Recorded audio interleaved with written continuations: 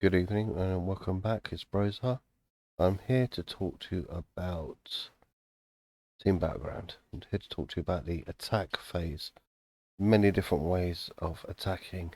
As you can see, I've actually put a picture on the right side this time, and I'll go through that a little bit later on. Anyway, let's have a look at the attack phase.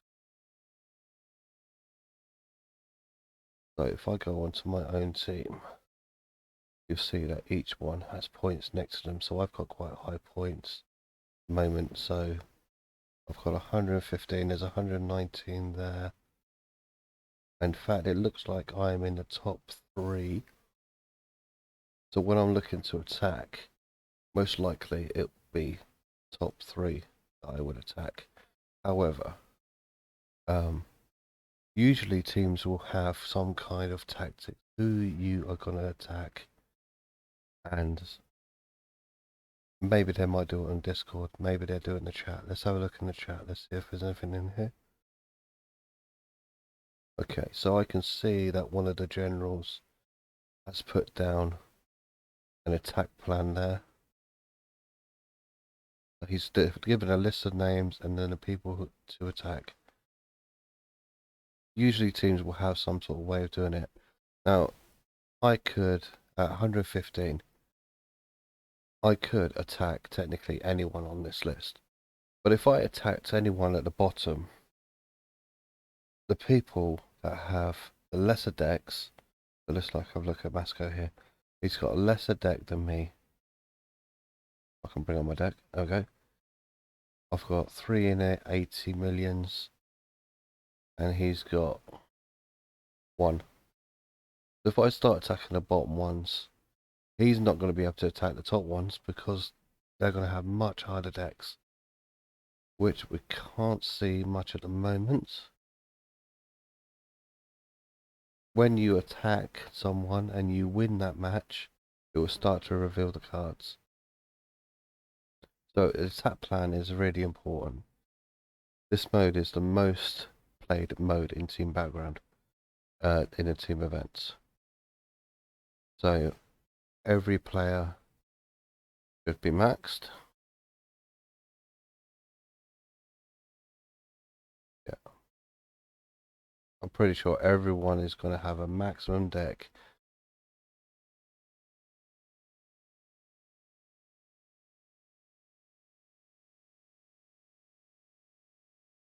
Yeah, there we go. The whole team is maxed. If you don't have a max deck in team background, then there's no point being in the team.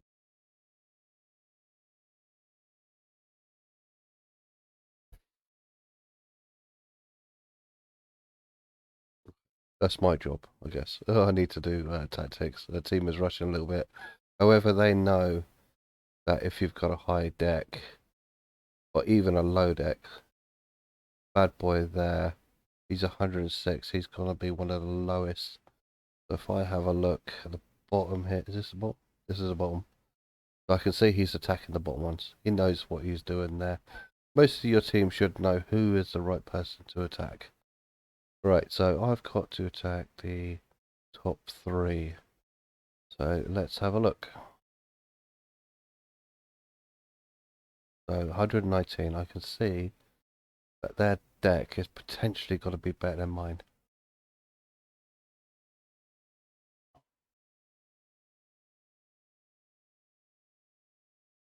So in this attack phase, I'm going to start off with my best cards, and we will see how that goes.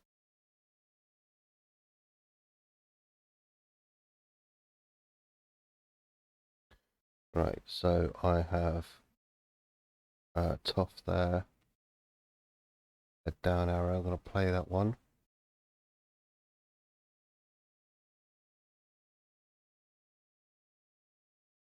Okay, so that's a loss. Right, I'm going to play my next top card, which is Otis.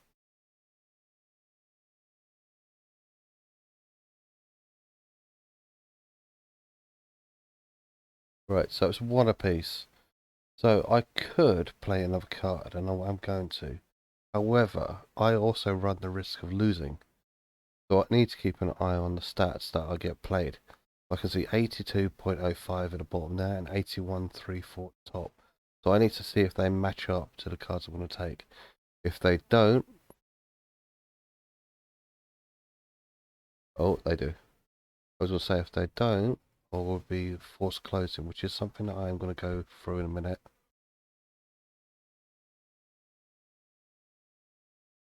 Right, that's a win.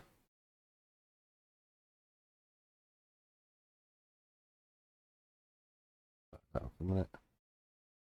Right, let's take on the second one.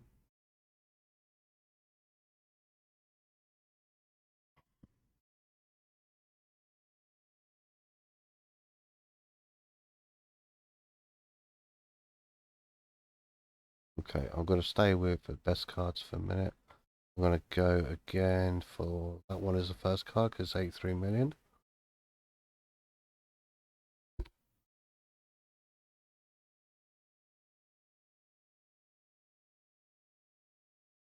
Okay.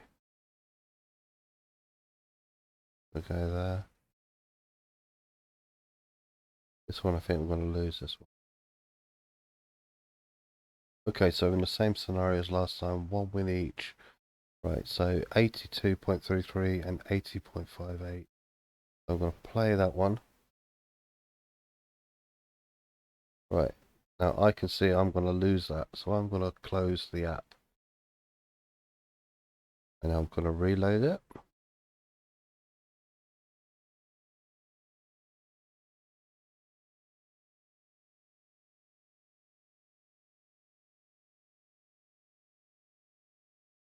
Okay, I'm going to go back into team background. Now I was fighting the second person down.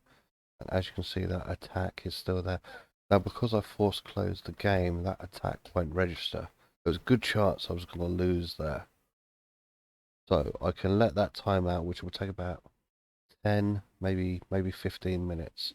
But I've saved my attack. I've got 14 attacks remaining. Now, I know that I'm going to have to wait to attack this guy again. So I can attack the top one and the third one. I'm not going to change, of course. I get 15 attacks. I can attack each person 5 times. So I will just wait until that one goes. So in the meantime, let's go back up to number 1.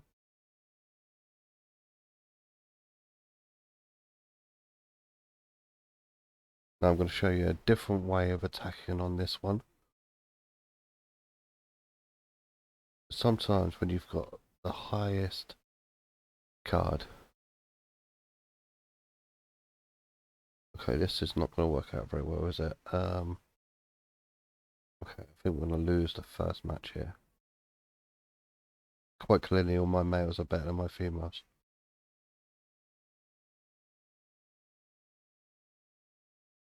Okay. Tag team, so I need an up and a down here. Right, let's go with that.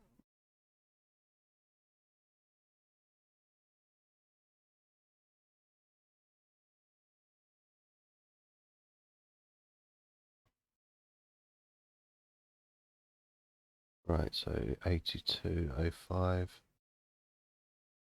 I've got bonus there. And so did he. And again, I'm going to lose that one, so I'm going to close. So now there is 2 waiting to timeout.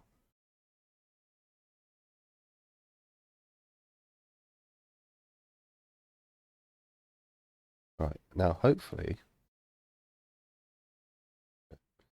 Right, let's try again. Let's try number 3.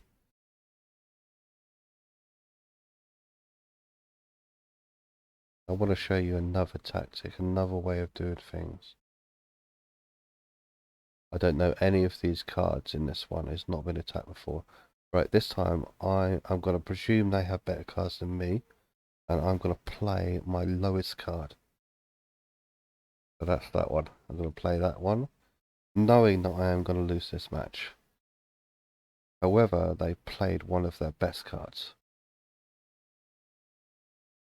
And unfortunately my females are rubbish. I might not be able to show you this. No, it's rubbish.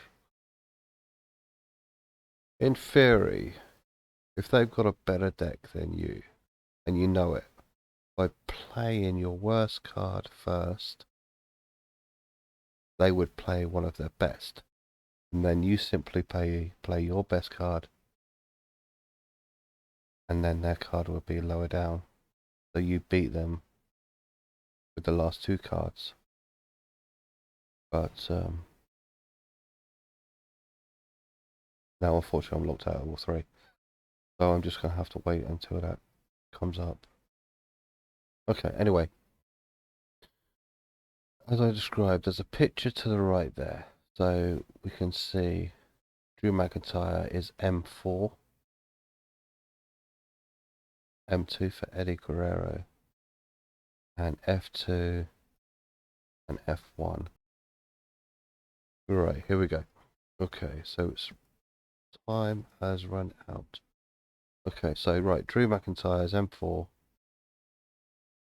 M2.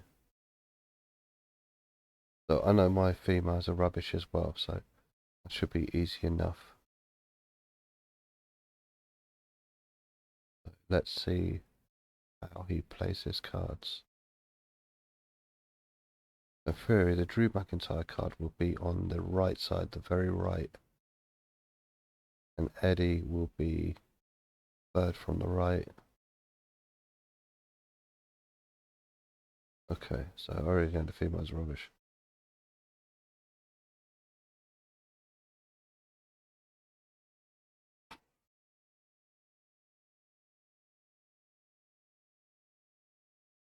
Okay, so that's the Drew McIntyre card.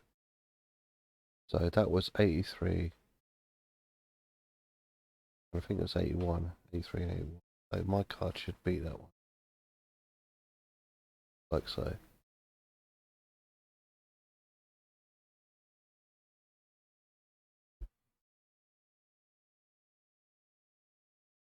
And that will be the Eddie Guerrero card, which is more charisma. So this could be a tricky one to do. So let's play Logan Paul, but expect to have to leave this one. I got boost there. That's a win. You start to work out what the opponent's going to play. It's going to make this much easier to do. Okay, let's try again. I didn't reveal any more cards. Makes it a little bit more tricky.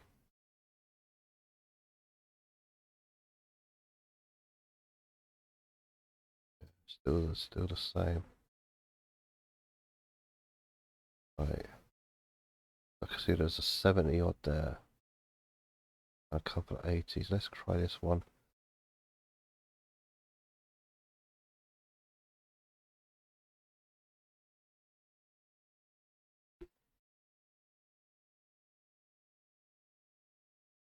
So the 70 was in the middle, so the 70 would be two from the right. So he's paid an 80 million card there. Now, right, let's try playing the lowest card here.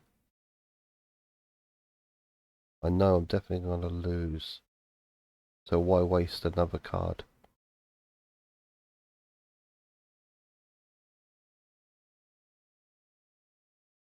Right, so he's playing the 70 million now, so I know that I could play, if I play Otis here, because then I keep my tag available.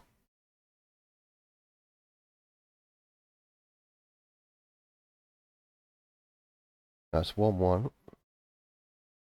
Now that is an 80 million card. So it looks like Kevin Owens that card to play. I'm going to do that. I think that's a win. I hope it's a win, otherwise this video is going to be terrible. There we go. And there we go. That's how you work out the cards as you go along.